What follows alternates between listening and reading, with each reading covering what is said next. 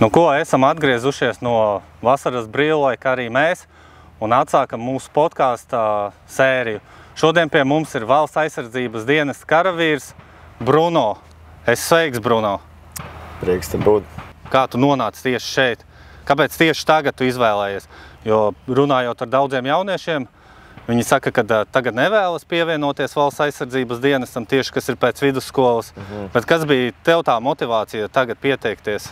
Man tieši jau tuvojās 12. klases beigšana, un es uzzināju, ka būs tāds obligātais dienests, un kaut arī es tajā brīdī prātoju dažādus veidus, kā bīdīt savu dzīvi tālāk. Kad es uzzināju, ka būs obligātais dienests, es to piegāju no vairākām pusēm. Pirmkārt, ja tas ir kaut kas obligāts, tad kāpēc to neizdarīt ātrāk, kad uzreiz pēc 12. klases, šo principā 1 gadu pavadu armijā. Pēc tam, ja dzīvē ir kaut kādas dziļākas saistības, tad man nav problēma vairs, ka man pēkšņi jāatvēl gads, kad man ir daudz tur draudzeņu, ģimene vai kaut kādi maksājumi tam līdzīgi. Un plus man pašam likās, ka tas būtu reāls piedzīvojums.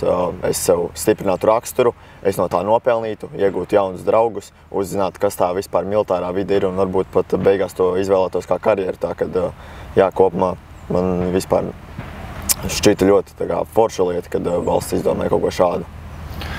Kādas bija tavas domas pirms tu iestājies Valsts aizsardzības dienestā par armiju, un kā tev tas ir tagad mainījies? Kādas ir tagad tavas domas? Es zinu, ka daudziem cilvēkiem bija tāds stereotipisks skats par armiju, ka tur visus sit, ka viss slikti, un bieži vien tas nāk no tāda priekšstata, kas mums vēl valstī palicis no PSRS laikiem, un kā tas arī ietekmē mūsu valsts armiju, kad mēs pat ieguvām neatkarību. Taču man jau bija tāda plus-mīnus nojauta, ka tagad ir lietas mainījušās. Pāris arī paziņas draugi, ko es zinu, kas ir saistīti ar kaut kādu militāro dzīvi vairāk. No viņiem arī es zināju, ka nav jau tik traka viss. Un pat gadījumā, ja es būtu šeit ieradies un būtu kaut kas, kas tomēr būtu tāds patiešām izaicinājums raksturam kā cilvēkam, man pat šķiet, ka tas ir tīpaši kā vīrietim tāda laba lieta, kad tevi norūda. Un šeit ieradies, visi tiešām instruktori adekvāti, visu cienīgi, ja tu pret viņiem klausi un uzvedies, tad nekāda problēma nav. Baro mūs ideāli, apmācības viss ir saplānots kārtīgi, ar biedriem arī labs kontakts, nekādu tādu nopietnu sūdzību mūsu starpā nav, tā ka kopumā man viss šeit ļoti labi un adekvāti. Tu pārstāvi 1. mehanizēto kājnieku bataljonu, ja? Tieši tā.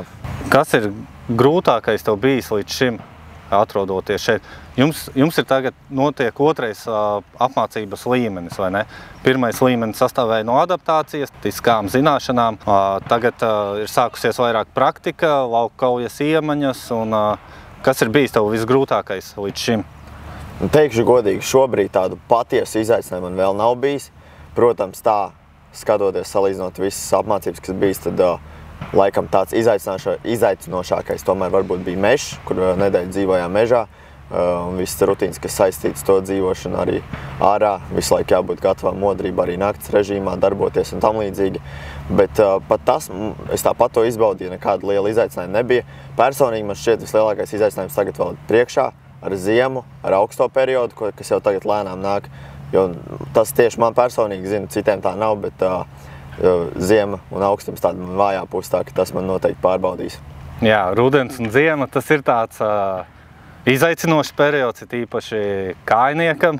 Tad, kad tu piecelies no rīta, deguns ir nedaudz nosalis, bet es domāju un es zinu, ka tu iegūsi no tā baigi labās atmiņas, tādas neatsveramas atmiņas, jo tas ir crazy piedzīvojums vienkārši. Tas, kam jūs ejat cauri, jo reāli katrs karavīrs uzsākot dienestu iziet arī tam cauri, bet tas, ko tu iegūsi, tas būs tā vērts.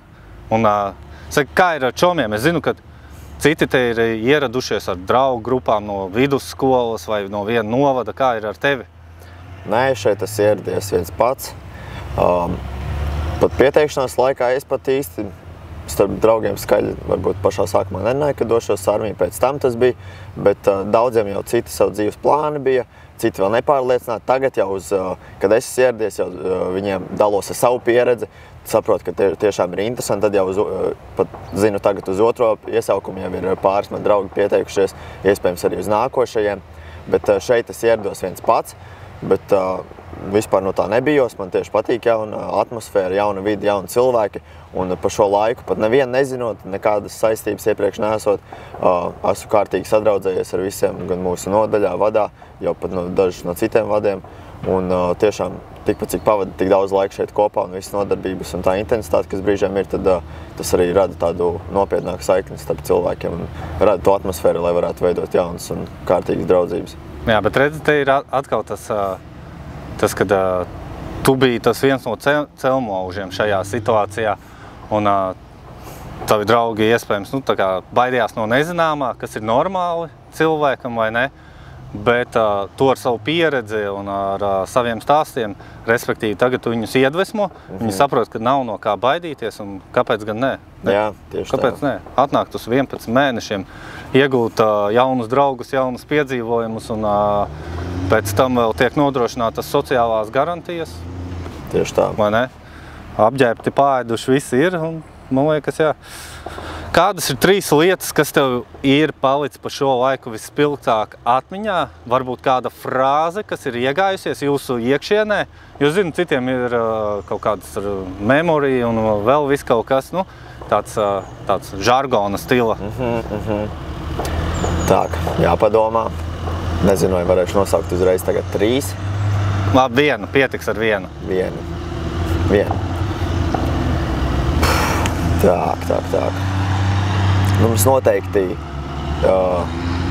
vismaz no personīgas pieredzes, tieši nodaļas līmenī, tad mums ir daudz kādi iekšējie joki, kas izveidojas no kādām pieredzēm. Tagad man nebūtu jēga saukt, tas jums neko neizteikt, kāds izveidojas savstarpēji cilvēkiem, bet jā, nav tādas vienas lietas, ko es tagad varēšu nosaukt, bet tas vairāk tādas savstarpēji iekšējie joki. Jā. Es saprotu, tas ir pilnīgi normāli. Jā. Kā sadzīves apstākļi šeit Ādažos? Kopumā vai tieši tā kā? Teiksim tā, kopumā. Kā vispār iedzīvoties šajā vidē, vai tieši starp cilvēkiem, vai kā jūs to domājat? Vairāk, es domāju, dzīves vieta, ēdināšana, apģērbs un vispārējais, kas nodrošinājums. Kopumā viss tiešām ir forši. Es, kad ierados, nebija varbūt par to sākumā gaidījis, bet bija tās pirmās dienas tāds, ka tu saproti, kad te viss sako pēc reglamenta, kārtība, disciplīna, tā rutīna, kam jāsako tam līdzīgi. Es pēc dabas esmu tāds vairāk haotiskāks cilvēks ikdienā, vairāk tāds spontāns. Un tas arī bija viens no iemesliem, kādēļ es izvēlējos šeit pieteikties. Tomēr vēlējos stiprināt arī to kārtību un rutīnu, kas dzīvē nepieciešama. Tā ka tas bija tāds pirmais izaicinājums, tīri rutīnas ziņā.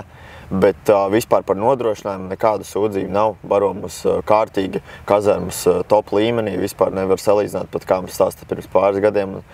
Citiem, kuriem jādzīvo arī vēl Krievu laiku un tam līdzīgās kazarmās. Mums viss pa skaisto, pat brīžiem, kad esam nopelnījuši, tam spirtiņā palaiž kazarmās. Ekipējums arī viss kārtībā, viss nodrošināts, darbojamies kārtīgi, nekas neplīst, nekas tam līdzīgs. Kopā vide, es teiktu, tiešām nekas par ko sūdzēties. Kādi nākotnes plāni?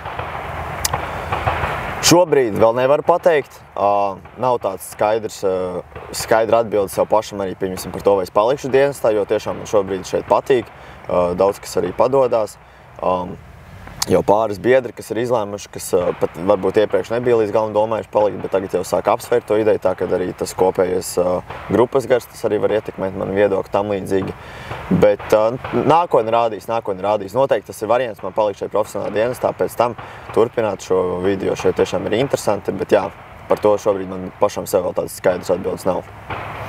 Jā, izklausās interesanti, novēlu izbaudīt, novēlu enerģiju tev visā šajā posmā.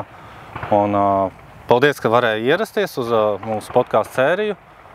Un veiksmīgu dienestu!